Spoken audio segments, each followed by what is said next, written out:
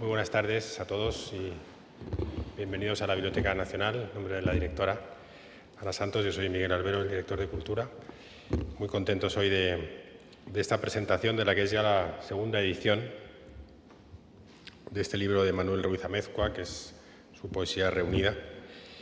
Y nos va a acompañar Carlos Peinado Elliot, que es profesor de Literatura Española de la Universidad de Sevilla, que es el responsable de la edición de este volumen y que va a conversar con Manuel sobre el mismo. Así que, sin más, le dejo la palabra, cuando quieras. Muchas gracias y buenas tardes. Hoy nos convoca la segunda edición de la obra poética completa de Manuel Ruiz Amezcua, una obra que, en palabras de Saramago, da la sensación de poder levantar el mundo. Para todo lector que se acerca a la obra de Manuel Ruiz Amezcua, le sorprende, y especialmente si es crítico, el contraste entre la opinión que ha podido encontrar de escritores y críticos de peso y la dificultad inicial de hacerse con algunos de los volúmenes de su obra al aparecer en editoriales a veces más de ámbito más local al principio, ¿no? Y de hecho, solo recientemente, hasta el 2014, no se publica en una editorial como Galaxia Gutenberg su antología del lado de la vida.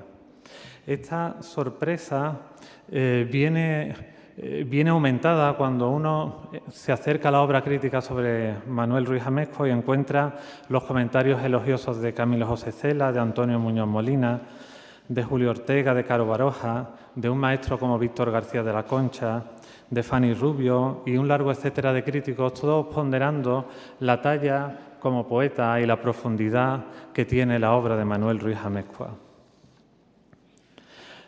Sin embargo, no es tal sorpresa si uno es consciente de cómo funciona la literatura actualmente. La principal característica del panorama literario actual es la influencia determinante que poseen los mediadores, los medios de comunicación, las editoriales, los grupos, la influencia que pueden originar determinados críticos y cómo ese peso de los mediadores se ha hipertrofiado hasta el punto de influir de una manera determinante en la relación entre el texto literario y el público al que éste va dirigido. Ese tan citado por Ruiz Amezcua, "Yo te traigo, tú me llevas", ha llevado a deformar la imagen que de la literatura de hoy se tiene, de modo que una obra poderosa y valiente como es la de Manuel Ruiz Amezcua no ha encontrado hasta hace poco el eco que merece, ¿no? Afortunadamente, las últimas publicaciones y ya por fin la obra completa en una editorial como Escomares han venido a subsanar esta deuda que creo que teníamos aquellos que pertenecemos al ámbito literario con su poesía. ¿Por qué se produce este hecho? En primer lugar, porque la obra de Manuel Ruiz Amezcua nada a contracorriente. Se afianza al margen siempre de la corriente dominante y siempre al margen de toda moda, para afianzar sus principios éticos y estéticos que están presentes a lo largo de toda su obra. Ya dijo Víctor García de la Concha: en el variopinto panorama poético español de hoy, en el que si algo predomina es un antiunamoniano pensamiento débil, merece Manuel Ruiz Amezcua más atención de la que se la presta. El reverso de esta insularidad es la posibilidad que ha tenido de cimentar una obra sólida y rigurosa, ajena a los vaivenes de la moda o al adormecimiento del halago. No nos debe sorprender lo que decimos si recordamos, por ejemplo, el artículo de Juan Goytisolo, Vamos a menos, en el que hablaba de la putrefacción de la vida literaria española, el triunfo del amiguismo pringoso y tribal, la existencia de fratrías con pinches y alhóndigas, la apoteosis grotesca del esperpento. En segundo lugar, la exclusión a que se ha visto sometida la obra de Ruiz Amezcua se debe también a una de las características que me parecen básicas en su obra y que denominaría con el término de Foucault, parresía. Es decir, la valentía para decir a las claras aquello que se ve como verdadero en cada momento frente al buenismo y la dictadura de lo políticamente correcto. Decir la verdad procede de la responsabilidad que se adquiere precisamente ante los marginados y ante las víctimas. De ahí la lucha continua que va a mantener su obra contra toda lengua de poder y contra la poesía oficial. Sin embargo, a pesar de todo esto, y quizá por todo esto, la obra de Ruiz Amezcua es tremendamente moderna. Refleja la escisión del sujeto moderno que va a sufrir un triple extrañamiento ante lo divino, ante el mundo y ante el hombre. De ahí el título que tiene su obra, Una verdad extraña. En ese extrañamiento tiembla un mundo de contrarios siempre que se mantienen y no desaparecen en ningún momento. Un antagonismo dialéctico, lo uno junto a lo otro, que recorre la obra desde el primer libro hasta el último. Como decimos, la obra de Ruiz Amezcua se va a encardinar de una manera clara y radical en la modernidad, especialmente en dos elementos que también recorren su obra. Por una parte, la crisis del conocimiento y de la palabra poética, es decir, en qué medida podemos conocer lo real y en qué medida podemos compartir este conocimiento con el lector. Y también la crisis social, crisis que se observa en la sociedad, especialmente entre grupos sociales, y también en la relación que mantiene siempre el escritor con su público, si puede llegar a él o no. Manuel Ruiz Amezcua se sitúa así en el centro de esta doble crisis de la modernidad, porque él siempre quiere conocer la realidad y adentrarse más y penetrar en lo oscuro, pero quiere compartir este conocimiento con el lector. Por eso, en algunos momentos, en alguna fase de su obra, como Oscuro cauce oculto, puede aparecer su obra como hermética y puede él mencionar las palabras de Paul Celan, solo dice verdad quien dice sombra, pero este ahondamiento en lo oscuro va unido también a el deseo de compartir esta comunicación con el lector. Como estamos viendo, una continua dialéctica, un cruce de tensiones entre oscuridad o ensimismamiento y entrega completa al lector. Por eso en él podemos encontrar desde lo más culto a lo más popular, la palabra pero también el silencio, lo universal y lo local, lo individual y lo social. Y por eso a veces su obra ha causado cierta perplejidad en los críticos, porque si algunos han hablado de una poesía metafísica, otros han hablado de una poesía social. Pero estos polos no se contradicen en ningún momento, sino que él los ata y los aúna en su obra. Obra que, como decimos, pretende hundirse en lo oscuro para desde ahí, a través de la palabra y del lenguaje, restaurar, sanar al hombre dividido en la modernidad. ¿Cómo se puede producir esta palabra restauradora y esta palabra que sana? Lo hará, por supuesto, buscando una vía universalizadora a través de la forma. Un estilo, el de Manuel Ruiz Amezcua, que es poco afín a las veleidades posmodernas. Pasa de lo culto, decimos, a lo popular, pero no le huye desde el panfleto a los tonos más sublimes. Lo sublime que cierta poesía posmoderna y realista ha desechado por parecerle demasiado embarado, él puede afrontarlo tanto en su contenido como en su tono. Esta forma se va a anudar a través de un estilo, como decimos, variado, pero que se va a basar siempre en un conocimiento perfecto de la forma.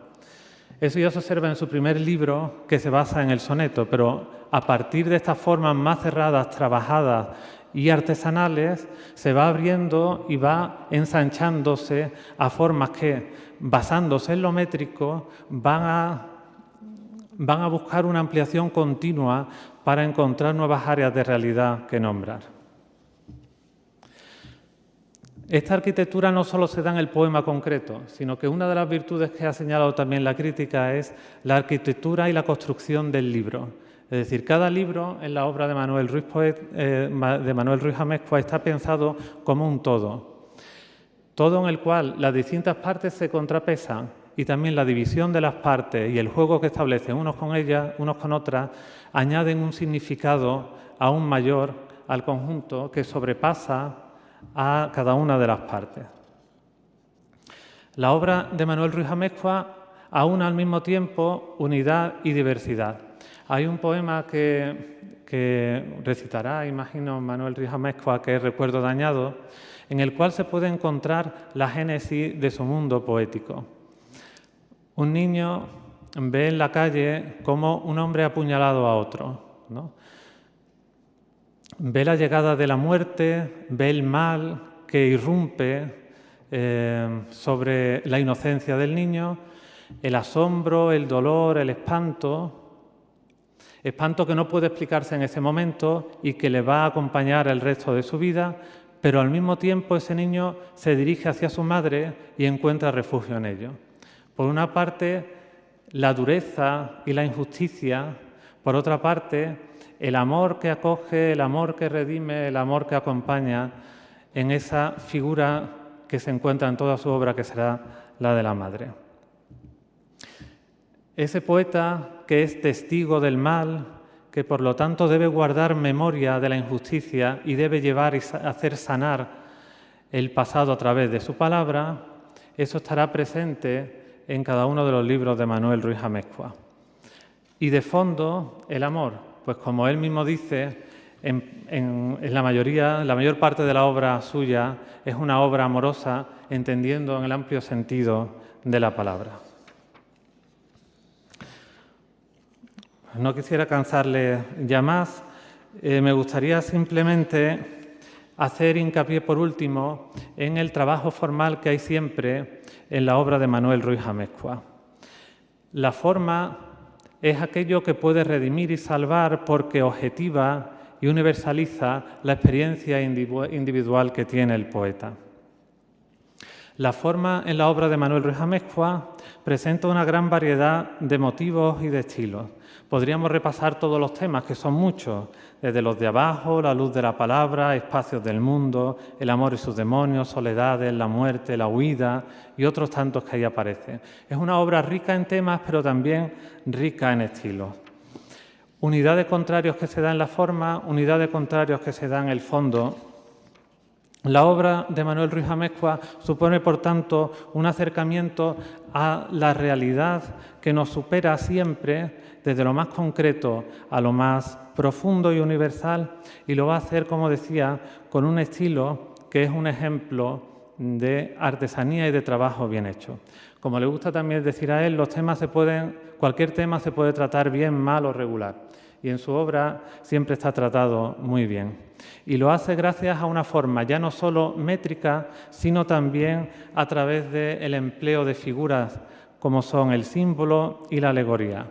No me puedo extender aquí en el uso que hace de la alegoría, que llega en algunos casos al emblema, ¿no?, como forma de aproximación a lo real y a la distancia que nos está separando continuamente el signo del fondo y del contenido. Pero son figuras de pensamiento que tienen una gran riqueza en su obra y que son las que sirven para universalizar, para hacer una crítica y también para llevar a un contenido imaginario que pueda enlazar con el lector de manera poderosa. Contra viento y marea, contra tirios y troyanos, la voz de Manuel Ruiz Amezcua se instaura creando un poderoso espacio de independencia. Una voz propia que nos golpea y alienta, que nos hiere y nos restaura, que desestabiliza pero también fortalece. Buceadora de toda la riqueza de lo real en sus múltiples capas, la poesía de Manuel Ruiz Amezcua nos llama a seguirla en su proceso de ahondamiento. Escuchémosla. Pues muchas gracias, Carlos, por tu trabajo, que es un trabajo modélico, porque te ha costado mucho tiempo y has empleado una parte de tu vida. Y gracias también a la biblioteca que nos acoge aquí esta noche. Yo es la tercera vez que vengo ya a esta casa y siempre me he sentido muy a gusto. Y gracias también a ustedes, pues, que han desafiado el tiempo y otras cosas. Yo voy a leer poemas fundamentalmente y voy a hacer un pequeño comentario de cada uno de ellos. Pero antes de leer los poemas, voy a leer o 4 cuartillas, son pocas, porque las pocas palabras mueven el corazón, pero las muchas, como ya decía Lope, mueven otros sitios. La extraña libertad de las palabras. La literatura ha tenido que ver siempre con la idea de si es posible ser un individuo autónomo, más exactamente. La literatura, la poesía, el arte, el pensamiento han tenido mucho que ver con la construcción de la idea de individuo. Entre otras cosas, porque nadie sabe exactamente qué es un individuo, esa cosa tan extraña, tan problemática. A lo mejor ni existe y está hecho de fragmentos que nosotros cosemos, pegamos, unimos, como hacemos cuando leemos un libro. La realidad siempre tiene un resquicio por donde se cuela lo extraño. La verdad de lo extraño, que tiene mucho que ver con la idea de lo problemático. Decía Unamuno, y repitió luego Cernuda, que en España la poesía de pensamiento, la poesía de ideas, ha sido muy escasa. En España lo que ha abundado mucho han sido los del pensamiento único, convertidos a su vez en perseguidores, en inquisidores, en ideólogos.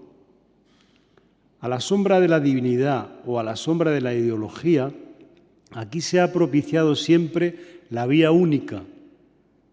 Casi nunca se ha propiciado una poesía que trabaje con ideas opuestas a las del hipo de la moda.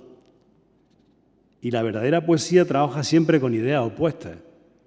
¿Por qué? Muy fácil. Cuando adopta una posición crítica respecto de alguien o de algo, adopta un nuevo tipo de verdad. En España, la idea de exclusión, de expulsión, ha sido muy abundante a lo largo de los siglos y lo sigue siendo y se sigue ocultando como se ha ocultado siempre, ahora con técnicas más depuradas. Ahora se fusila con el silencio. La literatura, la poesía en particular, ha dejado de ser una forma de interpelar, de preguntar, de preguntarnos. Se ha convertido en un simulacro de eso. Dijo Baudelaire, y repitió luego Camus, que una obra realmente nueva tiene que alzarse contra su tiempo, decir no a lo establecido, a lo apontocado. Tiene que asumir la lucha solitaria contra el espíritu de su época. A esa poesía que existe, la están hoy ocultando y la reducen al silencio. Así lo establecen, así lo mandan y así lo ejecutan. Por todo lo dicho, este libro de libros contiene una verdad extraña. También porque esa poesía ha nadado y nada como el salmón, contracorriente, al margen de las corrientes dominantes. Por eso es contracultural, como ha dicho ya Carlos, porque no se atiene a las modas del momento. Para los que fabrican el canon es inclasificable e incontrolable. Uno de sus pilares, como ha dicho Carlos también, es la parresía. Decir a las claras lo que se piensa, sin atenerse al perjuicio que esto puede traerle al autor. Es lo que le pasó a Lorca, lo que le pasó a Hernández, lo que le pasó a Machado, lo que le pasó a Larra. Esta tradición es muy antigua en la cultura española y ya existía entre los judíos y entre los griegos. ¿Qué? Antonio. Decía el filósofo Adorno que después de Auschwitz no se podía escribir poesía diletante, que la verdad tiene que venir de la responsabilidad ante el lenguaje, ante las víctimas y ante todo, que la nueva poesía debía encerrar una palabra testimonial para despertar en el lector la responsabilidad ante el bien, ante el mal y ante las zonas grises que arrastramos todos. He procurado que estas sean las cúpulas protectoras de mi poesía, alejada de la ideología y compañera de las ideas, compañera de un mundo de contrarios que pueden ser complementarios, como decía Machado, Antonio. Una poesía que tenga la verdad del extrañamiento, aquella que desnuda la verdad oficial de su ropaje y deja al descubierto lo que es, una verdad vacía. Por eso intenta ser restaurativa de un daño hecho a los ciudadanos. Restaurativa, como ha dicho el filósofo Tomás Valladolid, porque utiliza un lenguaje distinto al de la poesía oficial, que sustituye la pregunta y el cuestionamiento por el buenismo, por la seducción del buenismo. He intentado hacer una poesía en donde el conocimiento del mundo y la comunicación de ese conocimiento vayan unidos. Una poesía que abarque todos los temas, un poema que hable de lo que hable, esté hablando de la totalidad del mundo. Una poesía que acoja al mayor número de voces, incluidas las de los que no tienen voz, las víctimas. He procurado mostrar y denunciar también todas las formas de exclusión de los seres humanos, que no son pocas. En el oficio de vivir, el punto culminante de la vida es la comprensión de la vida. Sin embargo, como decía Cioran, el no encontrarle respuesta a nada puede ser lo más poderoso de la escritura. Revolver en las palabras, interpelar, cuestionar, preguntar, puede ser lo más importante del oficio de escritor. Pero también hay que celebrar la vida, las muchas cosas buenas que tiene la vida y que merecen celebración. Voy a empezar leyendo un poema que aúna muchas de las cosas que hemos dicho él y yo sobre mi poesía, ¿no?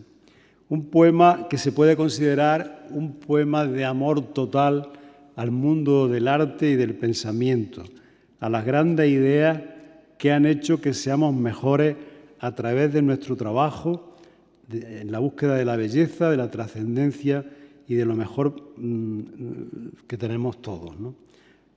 Para ello he dado voz a un arquitecto del Renacimiento que hizo dos ciudades en Jaén, que se llaman Úbeda y Baeza, que casi todo lo proyectó y lo hizo él, y muchas más iglesias y muchos más palacios de toda la provincia. A mí me interesa la gente que en su época ha hecho un foco marginal y ha resistido y ha construido algo que después el paso del tiempo le ha dado la razón. Quizás recordando aquello que decía Galileo, ¿no? La verdad viene del tiempo, nunca de las autoridades, ¿no?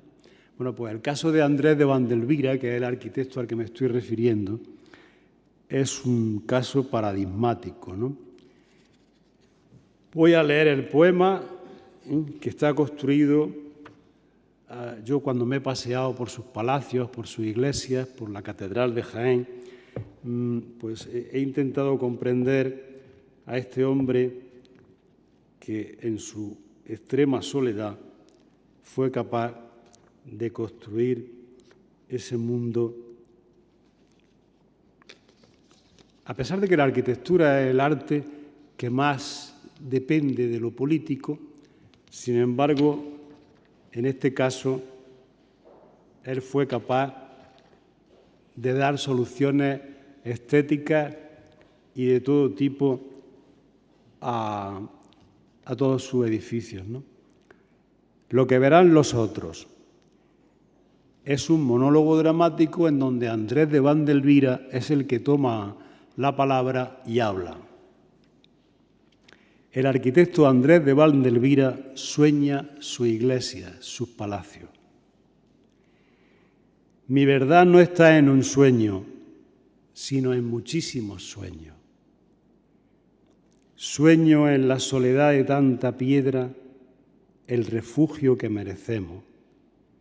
Sueño en la soledad de tanta noche el rostro que nunca veremos. Sueño en la soledad de tanta sangre la voz de todos nuestros muertos.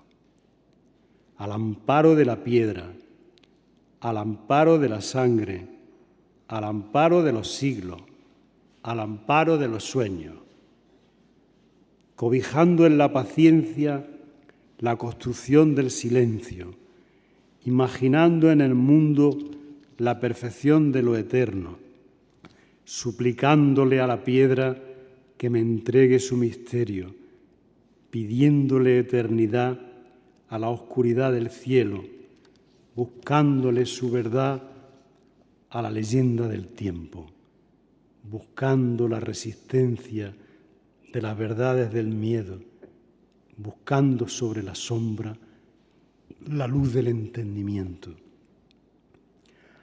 Así consumo mis días, oyendo la voz del viento.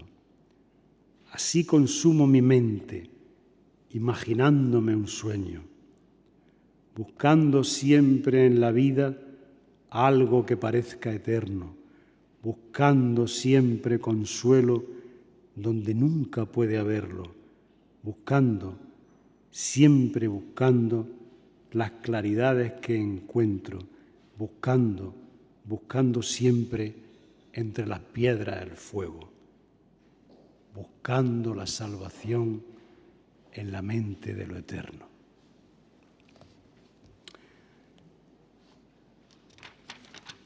El poema está lleno de realidades y está lleno de símbolos.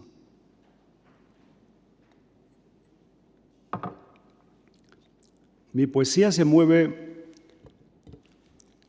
como ha dicho Carlos, entre contrarios, que pueden ser complementarios muchas veces, como decía también Machado. Se mueve en el presente histórico, pero se mueve también en el presente eterno. Estos dos términos fueron muy bien definidos por Octavio Paz. En los dos sitios, el amor nos hace regresar al otro, a los otros, pero nunca a uno mismo. Ahora está muy de moda un tipo de amor en la poesía más publicitada, que es el amor adolescente. Por visto se vende por miles, y hace furor en las redes sociales, ¿no? Pero el amor que fue definido ya por los griegos, en sus 3 clases, nunca ha sido el amor adolescente. Incluso en Becker, que utiliza el yo, es un yo simbólico que trasciende al yo y que nos sirve a todo. Pero hoy el que existe, el que más se ve, el que más se nota, es el amor adolescente. Yo voy a leer un poema que es todo lo contrario del amor adolescente. Un poema que es el amor a la naturaleza y al mismo tiempo el amor a las personas con las que se comparte lo que se está diciendo en ese poema. Este poema se llama El instante eterno y, entre paréntesis, lleva un subtítulo: Amanece en la plaza de Santa María de Úbeda.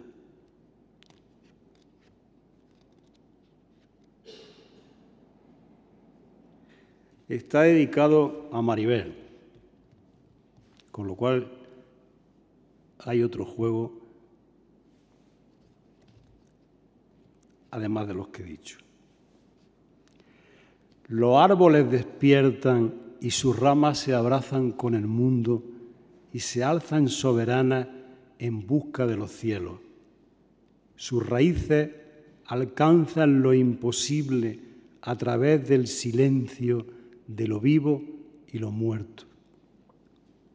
Y todo nos conduce a la puerta de entrada de lo que vive adentro, por detrás de los muros donde sueñan los sueños.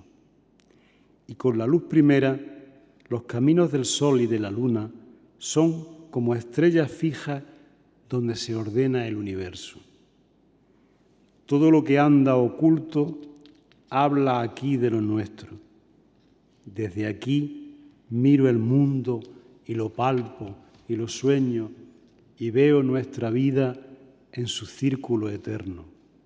Aquí todas las luces nos salen al encuentro y desde aquí los cielos nos señalan toda la luz del mundo, las ligaduras de la vida y los pasos del tiempo. Y vemos las palomas que levantan el vuelo y escuchamos las voces donde duerme el silencio, donde el fuego se enciende y regresa el misterio.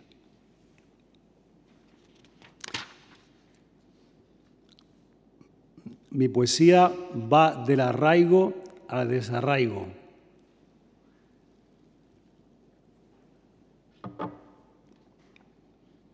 Voy a leer el poema al que hacía alusión antes Carlos Peinado, porque en ese poema están todas las voces gramaticales.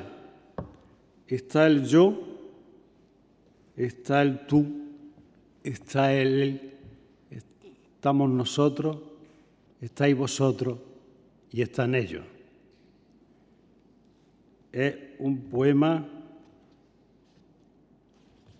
en el que se hable de lo que se hable, se está hablando de la totalidad del mundo.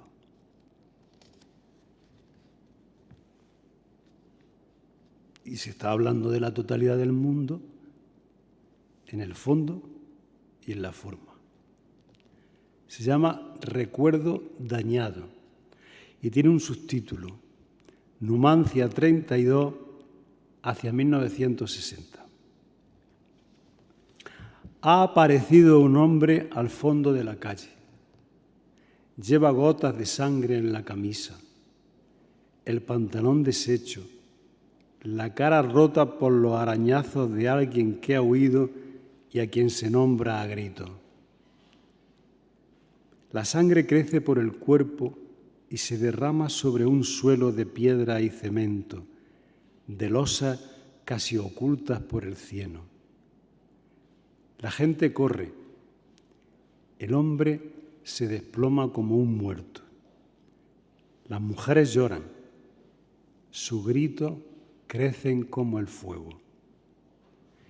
Desde la puerta de su casa, el niño que ve la escena no sabe lo que ve, pero ya siente como extraño el mundo. Busca a su madre y tiene miedo de los hombres porque ha visto la muerte.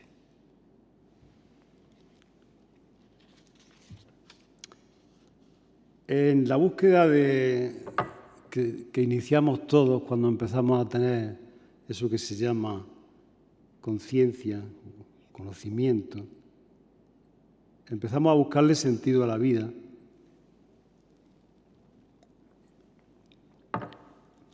Empezamos a preguntarnos si tiene algún sentido. Y todo esto se hace a base de preguntas. Mi poesía está toda llena de preguntas, lo contrario de los ideólogos que siempre están dando respuestas. Decía Cioran, el filósofo Cioran, que él creía que la fuerza de su obra estaba en que no le había encontrado sentido a nada. Y a lo mejor llevaba razón. Yo voy a leer ahora un poema en el que empiezo a preguntarme por ese tipo de cosas que nos hacen pensar si esto tiene o no tiene sentido, ¿no?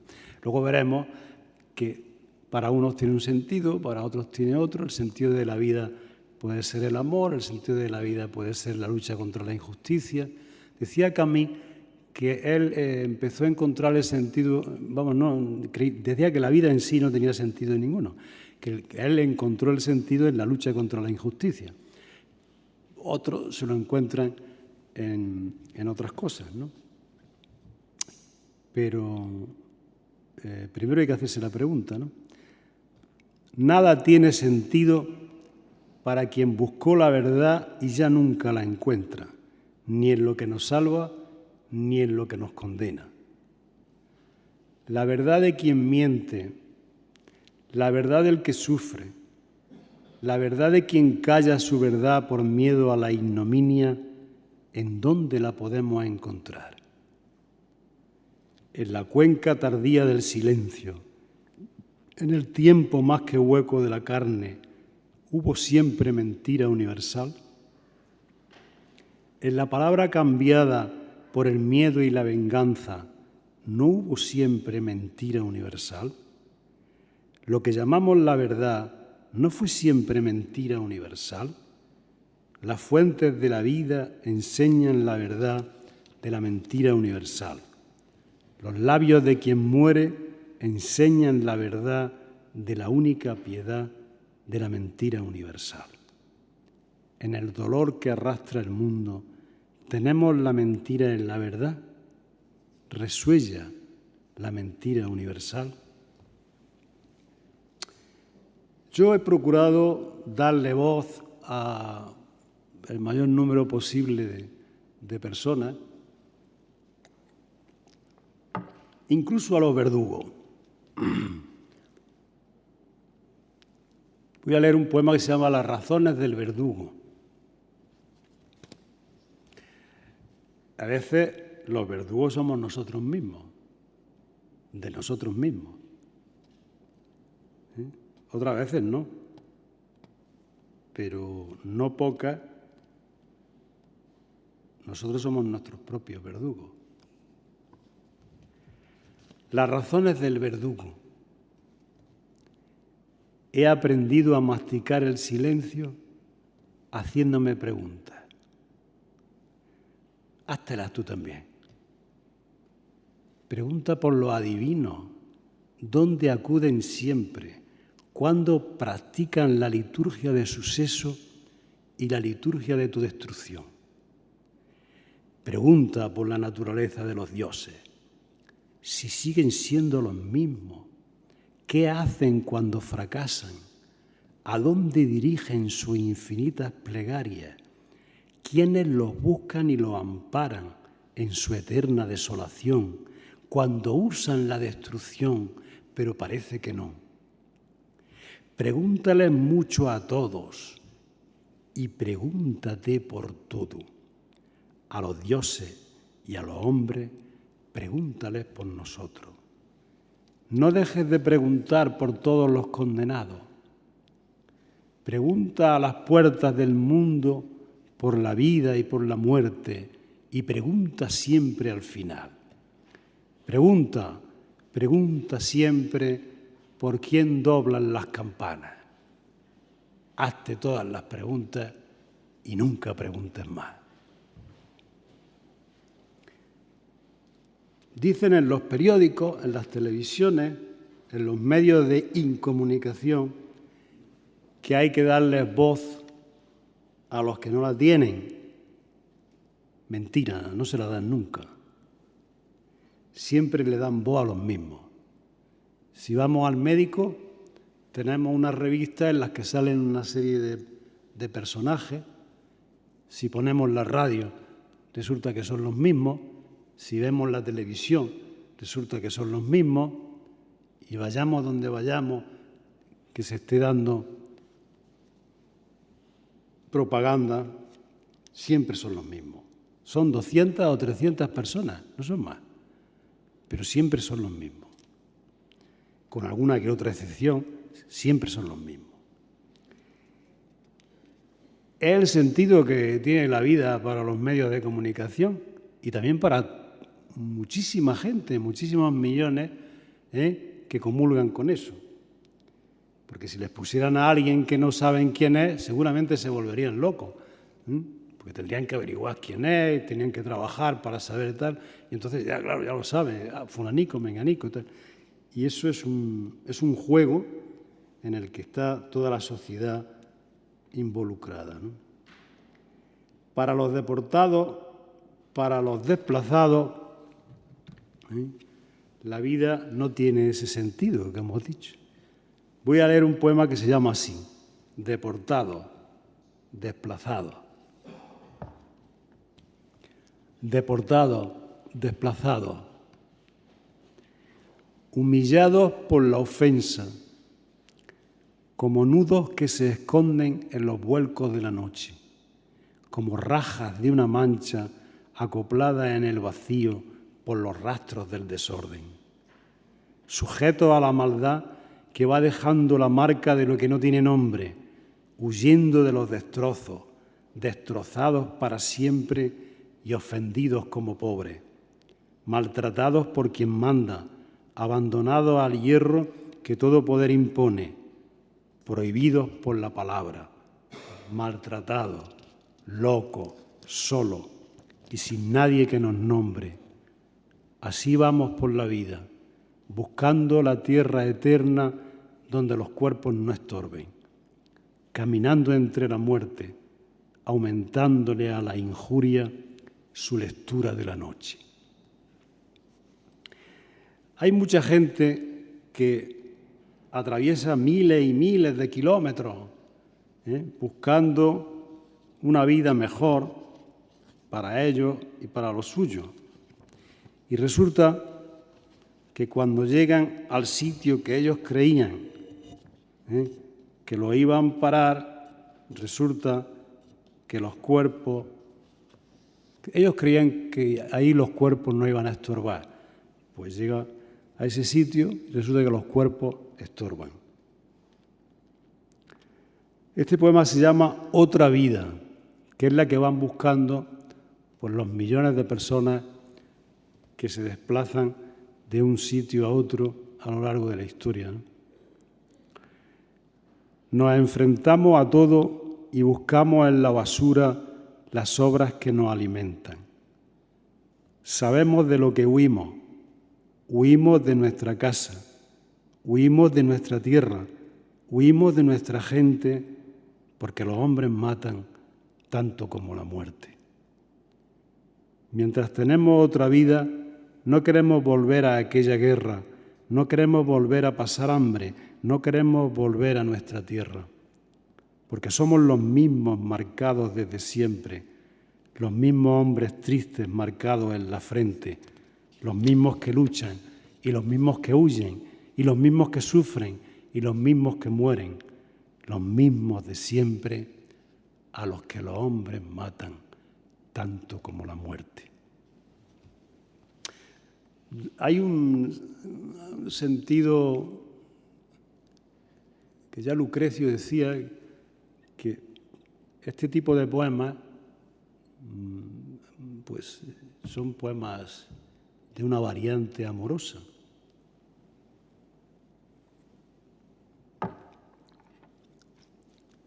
Es una interpretación. Pero ahora sí voy a leer poemas amorosos, directamente, de poesía amorosa directamente.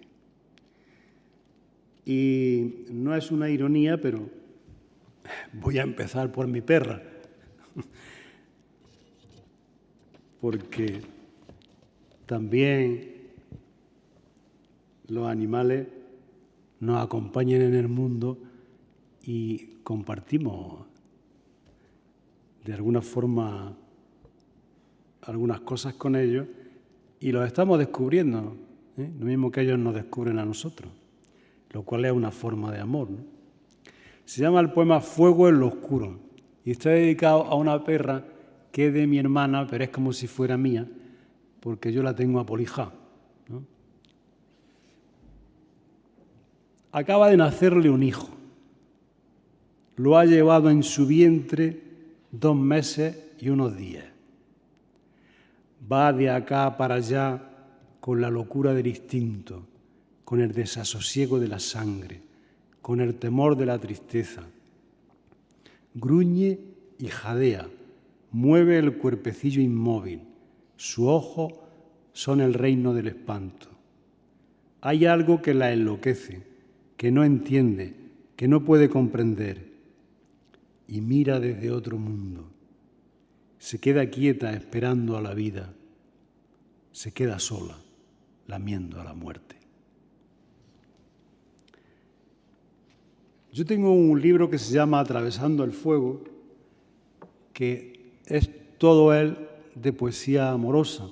Es una historia amorosa que tiene su principio, su desarrollo y su final. Todo en 23 poemas. Es como una suite que va marcando todas las inflexiones del proceso amoroso, ¿no? Lo que se pide, lo que se da, lo que no se da, etcétera, etcétera. Voy a leer, son poemas muy breves, la mayoría, y voy a leer algunos. Todo en mi vida nace de un deseo parejo al del desgarro de la carne cuando un cuerpo se encuentra ante otro cuerpo y dice sus motivos para seguir viviendo. Unos ojos sin tiempo por hallar el secreto del desgarro en los confines de tu nombre y en las reliquias de tus labios. Un motivo encendido, transparente y perfecto que busca en tu saliva su misterio. Un deseo que arrastra en su entraña la conciencia total que da mi cuerpo cuando se encuentra ante tu cuerpo.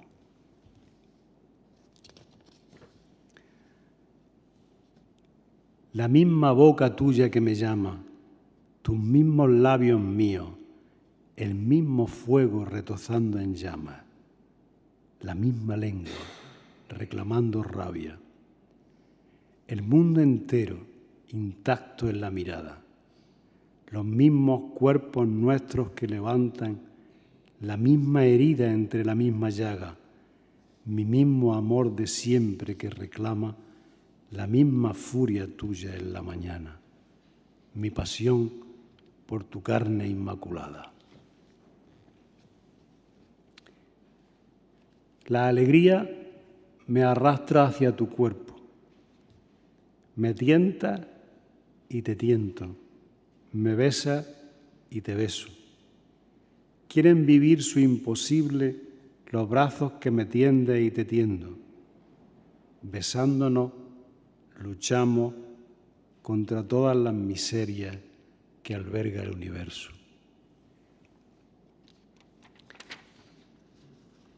Como lo más difícil de este mundo, aman con la alegría de tu cuerpo las cosas que regresan del destierro. Tu boca rabiando por mi boca, tu carne por mi carne, tus labios restregándose en mi cuerpo. Como lo más hermoso de la vida, tu ojo que me llaman en silencio. Hay otros tipos de amor, por ejemplo, el amor compartido,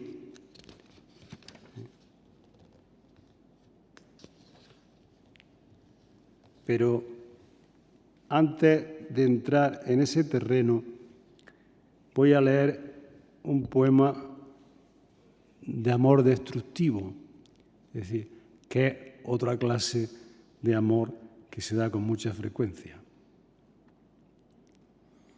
Gozándote desde lejos, destruyéndome en silencio, encubriendo este tormento que es mi cuerpo sin tu cuerpo, renegando del sosiego, desechando pensamientos que me niegan el regreso, olvidando que te quiero, sabiendo que no hay consuelo ni en las reliquias del sueño, abriendo las cicatrices donde muerden los recuerdos, queriéndote sin remedio, haciéndome las preguntas que acaban con el deseo, haciendo de tanto amor un amante del infierno.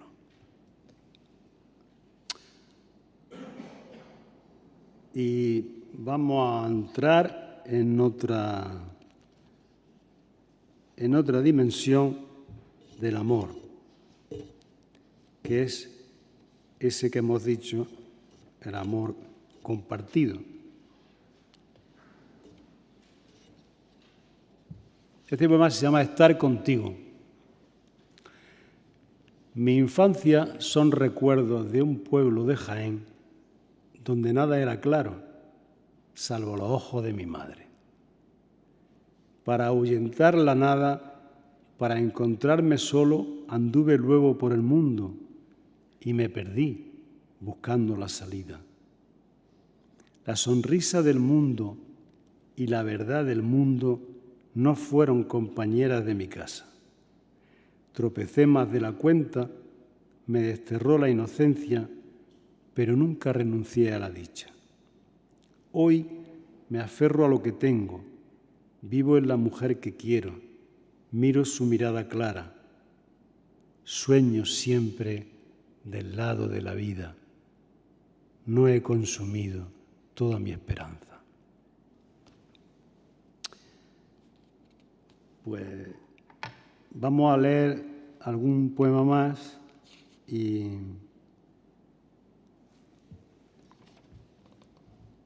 que sean de dimensiones distintas. Por ejemplo, este que se llama El lado más puro.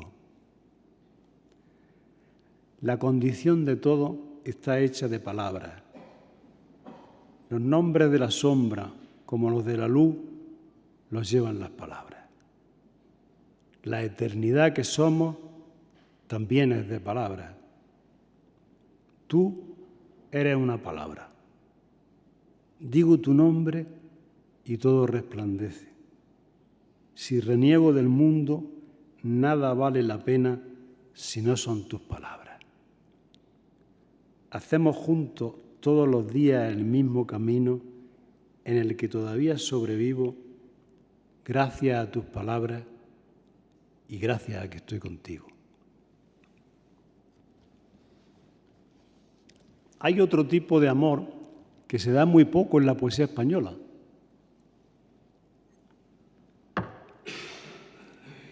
Se da en poemas de Fray Luis de León, se da en San Juan de la Cruz, pero no es una cosa, se da más en la poesía centroeuropea. Es eso que se llama el amor al espacio, ¿no? La contemplación del cielo estrellado. Ahora hay mucha poesía de tejas para abajo, lo cual da una monotonía, da un aburrimiento de bares, de esto, de lo otro. Todo está atado al presente, y además al presente muchas veces más vulgar. Sin embargo, hay que rescatar eso que se llama de tejas para arriba.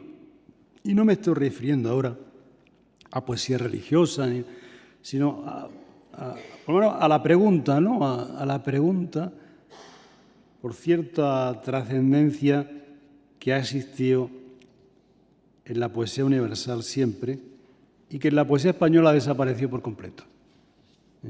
Ahora todo es de tejas para abajo.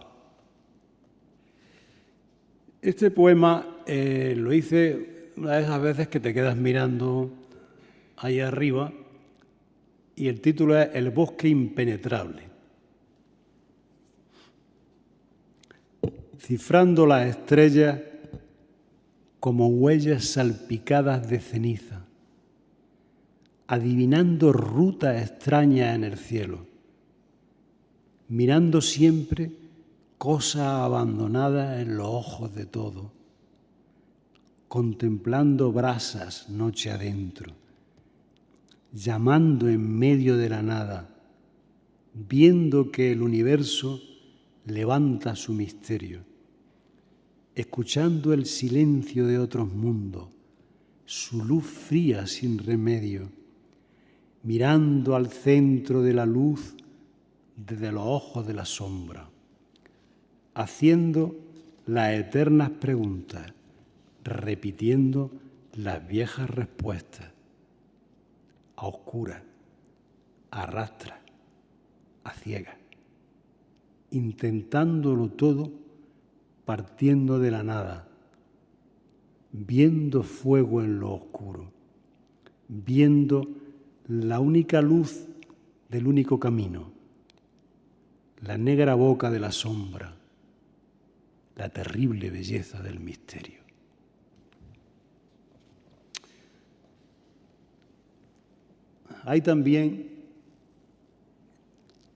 Existe también en la poesía de todos los tiempos poemas al amor que se le tiene a la poesía, al amor que se le tiene a las palabras, ¿no?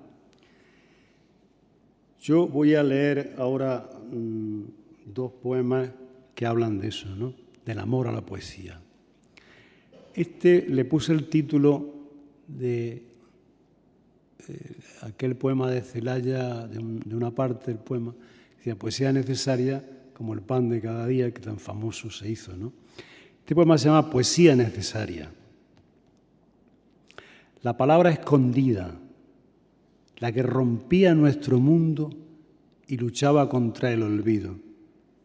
Una verdad extraña, una mezcla muy rara de oscuridad y luz. Un mundo iluminado por relámpagos en una noche oscura. Al fin de un largo viaje, una esperanza nueva. La sensación milagrosa de una isla, la de estar al margen, la de habernos quedado fuera. Quizá ese sea el contenido, quizá ese sea el recorrido, nuestra manera de estar en el mundo. Y voy a leer un poema que ha dado mucho que hablar, que es La casa de Vicente Aleixandre. La casa de Vicente Aleixandre ha dado ríos de tinta, ¿no?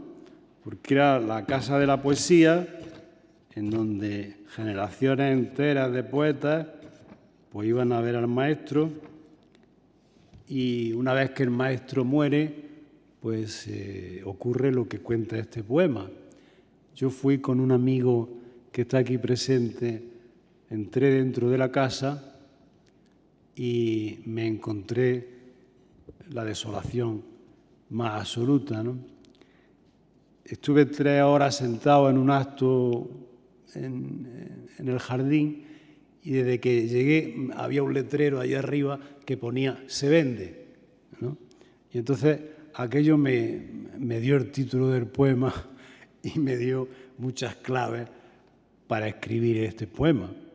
La casa está exactamente igual, y esto que estoy hablando hace 2 años. Y se lo dediqué a Amancio Prada porque entré con él a ver lo que había dentro después cuando acabó el acto, ¿no? Se vende. Vicente Aleixandre III, antes Belintonia. Durante muchos años vinieron los poetas a hacerle compañía. Llegaban de muy lejos a iluminar la casa con las palabras de la poesía. Con la fuerza de la amistad tejieron la guirnalda que nos ata a la vida. Y jóvenes y viejos abrían esa puerta, cruzaban el jardín buscando la alegría. Pero murió el poeta y las ratas abrieron su despacho y empezaron su trabajo.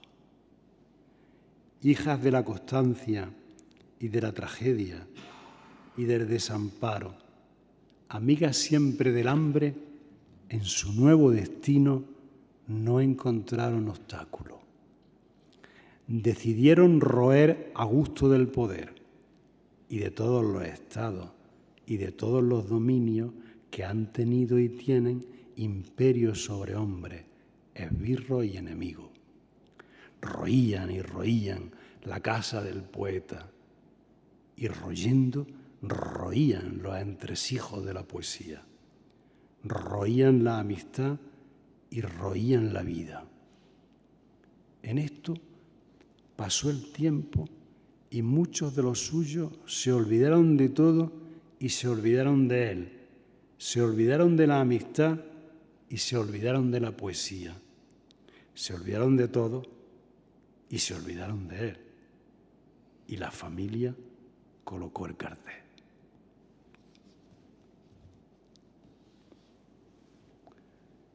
Bueno, vamos a ir acabando, ¿no?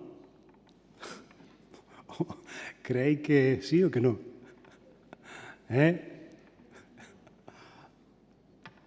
Vamos a leer un par de poemas más y, de luego, hablar de la poesía amorosa y no leer un soneto de amor es como un sacrilegio, ¿no? Entonces, yo voy a leer dos. Pero también podría leer un panfleto. A mí me gustan mucho los panfletos, sobre todo en la época en la que vivimos, que es lo único que nos da dignidad frente a los políticos. Hacer panfletos.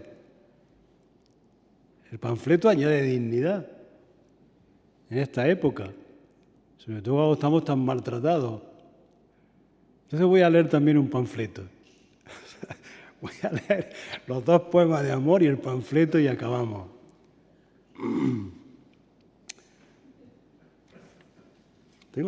Tengo aquí puesto una cosa que pone posverdad y no sé por qué la he puesto. Ya lo sé por qué la he puesto. Voy a leer primero el panfleto, que se llama Romance del desengaño. Y hay una cita de Goya que dice: no se puede mirar. Ennoblecidos con babas y ennoblecidos con premios. Te convocan a sus sedes para hablarte de su credo, de su eterna letanía, disfrazada de algo nuevo. Ennoblecidos con babas y ennoblecidos con premios.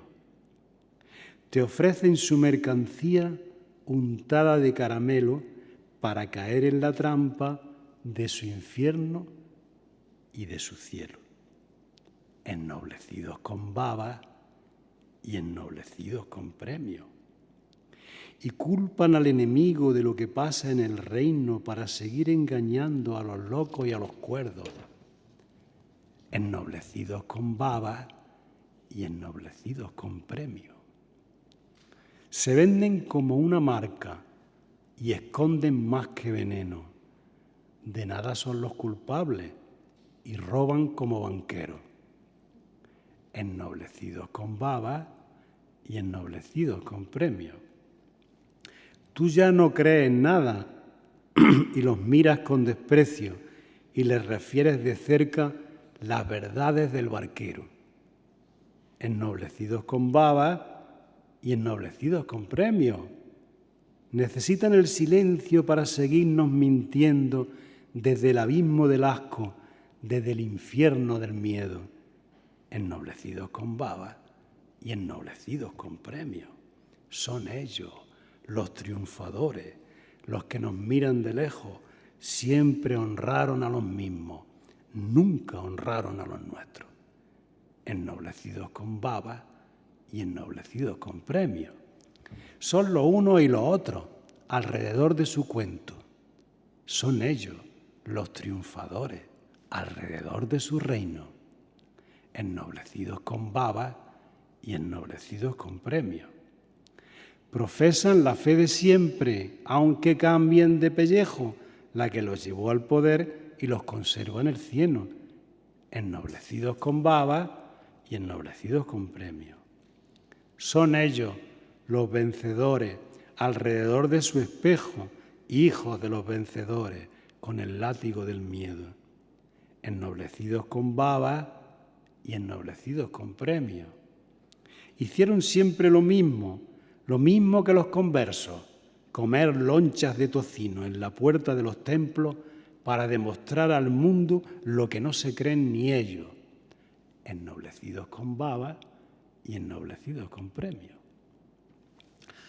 Este poema me surgió a raíz de unas declaraciones que leí en el periódico El País de un premio Cervantes reciente que dijo que el medio literario español, pero también el medio político, estaba lleno de mediocres encumbrados, ¿no?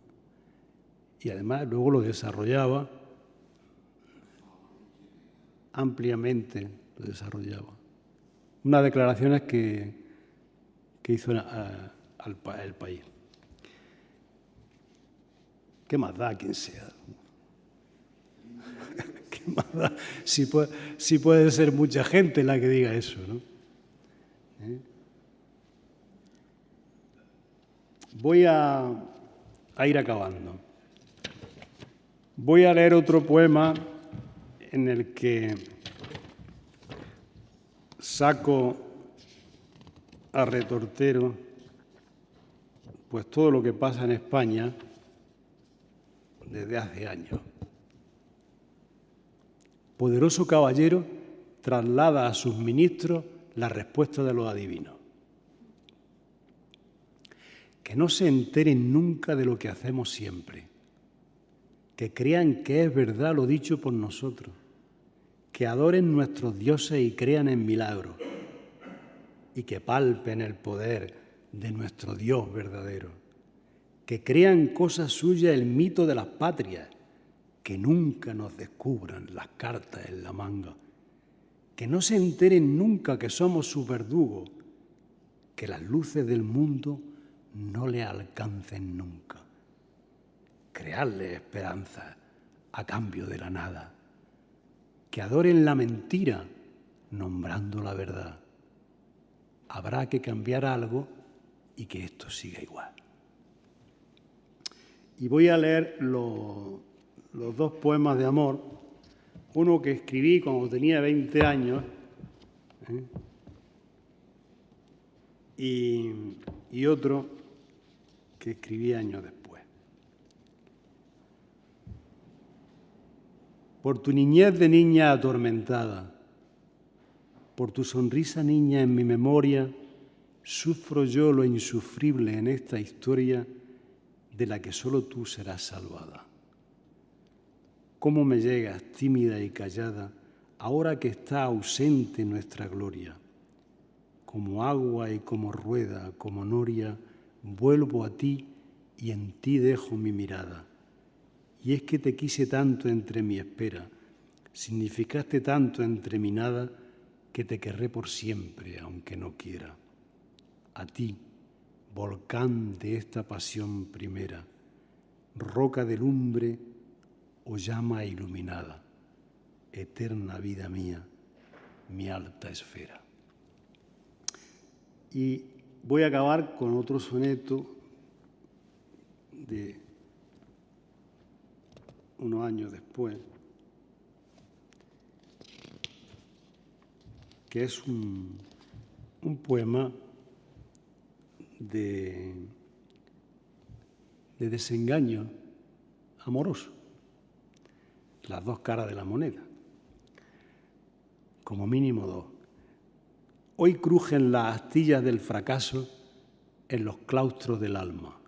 Por mi frente cavilan sin descanso, impunemente, llamaradas de un vidrio sin ocaso.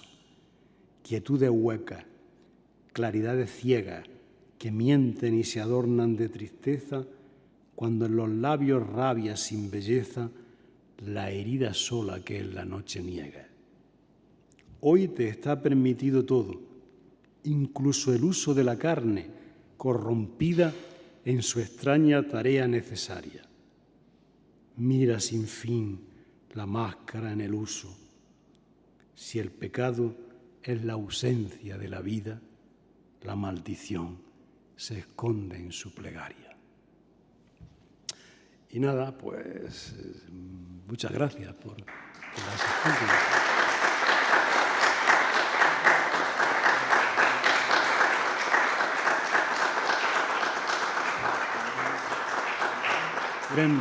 ¿Quieren preguntar lo que quieran? Ahora están a tiempo.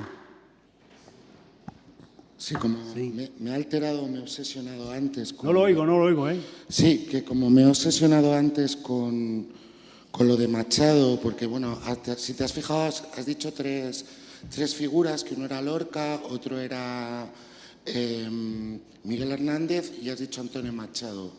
Y que es como que le hicieron beber la cicuta a los tres, como a Sócrates, ¿no? No es la cicuta, es que lo que escribió Lorca, lo que escribió Hernández y lo que escribió Machado les costó lo que luego pasaron. Si no hubieran escrito eso, seguramente no les hubiera pasado nada.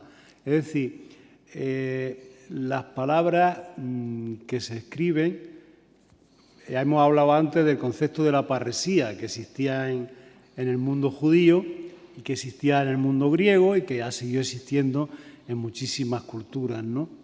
Entonces, el concepto de la parresía es que tú dices lo que piensas y lo que sientes independientemente de que eso te traiga un perjuicio a ti.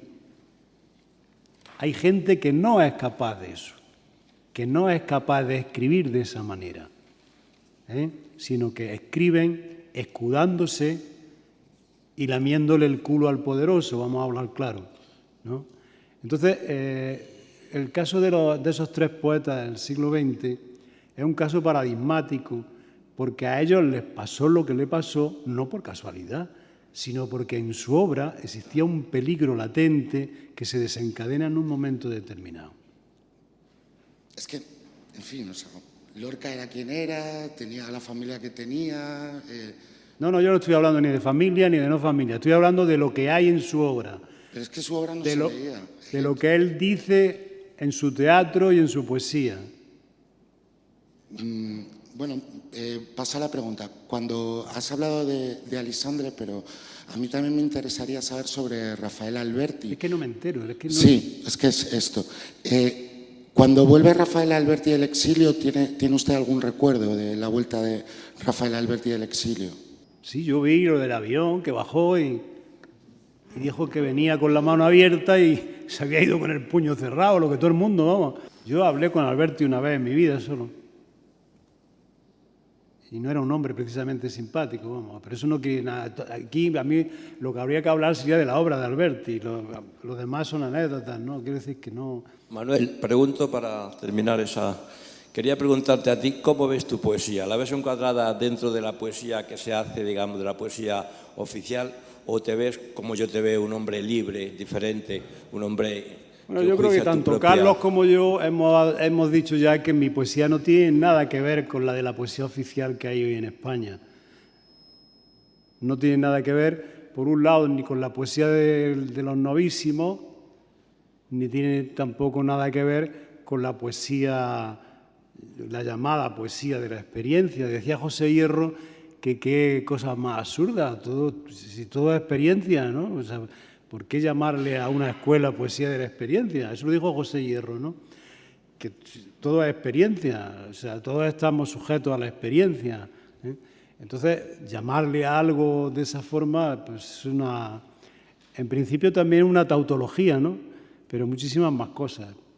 Entonces, eso ha sido, hay un cliché que se ha acuñado, pero en realidad eso se desmonta muy fácilmente, ¿no? Pero, en fin, así la han conocido, ¿no? Yo no tengo nada que ver con esa escuela, entre otras cosas, porque ya lo he explicado antes, ¿no?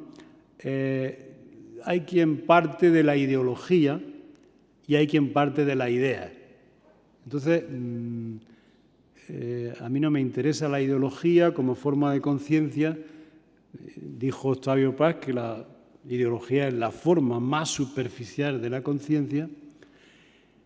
Y sí me interesan las ideas, ¿no? La variedad de ideas que hay en el mundo y tratar de reflejarlas a través de los poemas, ¿no?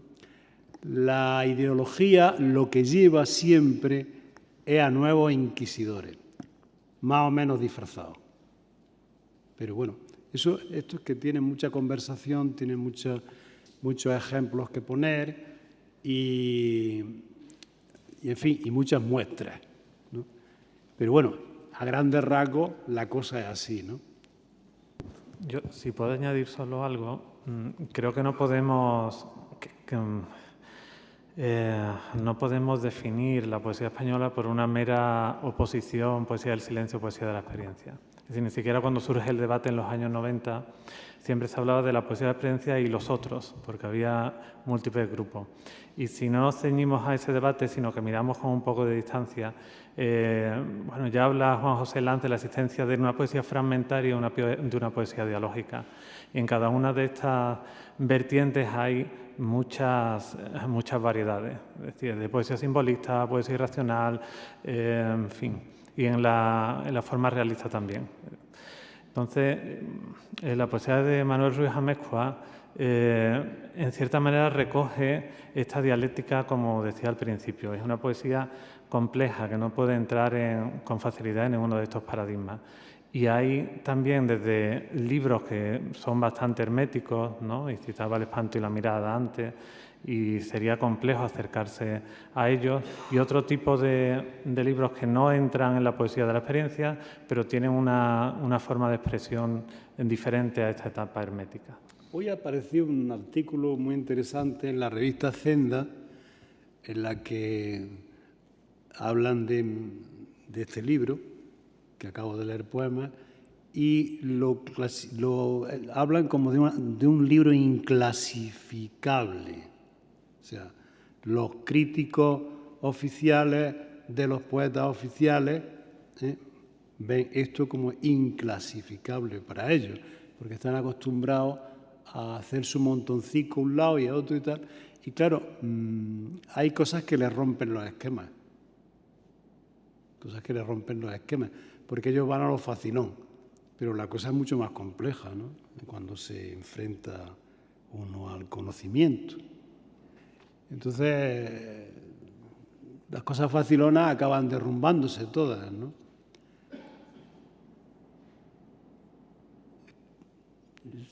Es que, claro, yo no me identifico ni con uno ni con otro. He seguido otro camino. Ya lo he dicho antes, he seguido la travesía del salmón. Es que eso del canon es una cosa de más artificial que se inventan en base a esto, a lo otro y tal. Y claro, todos los estudiosos de mi poesía que ha citado Carlos, ¿no? Pues se han planteado el asunto de otra manera. Entonces, he tenido la suerte de que se han planteado eso y realmente desde mi punto de vista, pues han acertado en que yo no pertenezco, por esto, yo no pertenezco a la poesía que más suena, vamos. O sea, y habría que preguntarse por qué suena más, también, porque tenemos derecho a preguntárnoslo. Y a otra que no suena y está oculta. Y tenemos derecho también a preguntárnoslo. O sea que todo esto tiene mucho que hilar, pero es muy fácil. Se puede diseccionar enseguida, porque todos los que leemos las revistas, los periódicos y los que estamos al corriente de todo lo que está pasando, sabemos que esto se ha convertido ya en una sociedad de socorros mutuos. Si tú lees todas las semanas tal suplemento nacional y tal suplemento nacional, te darás cuenta que yo te traigo, tú me llevas. Es decir, ahora yo te hago a ti una crítica para que tú me la hagas después. Y entonces es una cosa que lo vas subrayando, como yo llevo 40 años subrayando eso, y te das cuenta que es una sociedad de socorros mutuos, que el que está ahí está para hacer carreritas y entonces a determinado señor le hace Vamos, te voy a poner un ejemplo. Yo he publicado 2 libros en Galaxia Gutenberg. Uno de ellos salió en el ABC. Pero no salió en los otros 2 sitios que son los que establecen ese canon transitorio, que luego eso todo se viene abajo al poco tiempo. Pero ellos sí juegan con la ley del mercado, ¿no? Como si eso, que ya ni vende, porque es que eso lo leen 1000 personas. Eso lo harían antes 100.000 personas. Y ahora han acabado leyéndolo 1000 o 1200. No lo lee nadie más, porque claro, el desprestigio es tal que están más que a la vista, ¿no? Aparte de que eso ya no es crítica literaria, la crítica literaria es una cosa mucho más seria, que se hace con una seriedad y tomando tiempo y tomando... Entonces, es que esto es una cosa muy complicada y hay muchos datos sobre la mesa que hay que ir poniendo, ¿no? No es una cosa tan que se pueda decir ni esto ni lo otro, sino que a base de datos vas concluyendo, pues eso que han acabado convirtiendo la crítica literaria de los medios. Hay otro tipo de crítica literaria y en otros sitios y en otras revistas, o sea que pues, revistas serias que se editan incluso en Hispanoamérica, en América, en este sitio, en el otro, o sea, que están ahí, que son las que publican todas esas cosas. Lo que estamos hablando es una cosa que no tiene trascendencia ninguna, pero que ellos quieren dársela y que al final pues, se dan cuenta todo el mundo de que eso no se sostiene, ¿no? No se sostiene precisamente porque hoy lees cualquier comentario de cualquier libro y luego compras el libro y te das cuenta que ese señor se está inventando el libro. Es que eso no tiene nada que ver con el libro que está comentando. Está haciendo una crítica paralela, construyendo un libro paralelo porque le interesa quedar bien con fulanico, con menganico, con los que sea. Pero eso cualquiera que tenga cierta seriedad intelectual se da cuenta, ¿no? O sea que lo que está ocurriendo en la cultura española no es ni más ni menos que una derivación de lo que está ocurriendo en la política española y de lo que está ocurriendo en la sociedad española. O sea, que todo está relacionado. Entonces, gente que diga a las claras lo que piensa de un libro, pues la verdad es que de 100 que salen publicados, hay uno que es capaz de decir lo que piensa y siente de eso, ¿no? Y da su argumento. Lo demás está todo mediatizado por el mercado. O sea, lo más sagrado es el mercado hoy. Y bueno, y si fuera solo el mercado, es que hay cosas muchísimo peores, ¿no? Bueno. Que es lo que te he dicho, sociedad de socorros mutuos.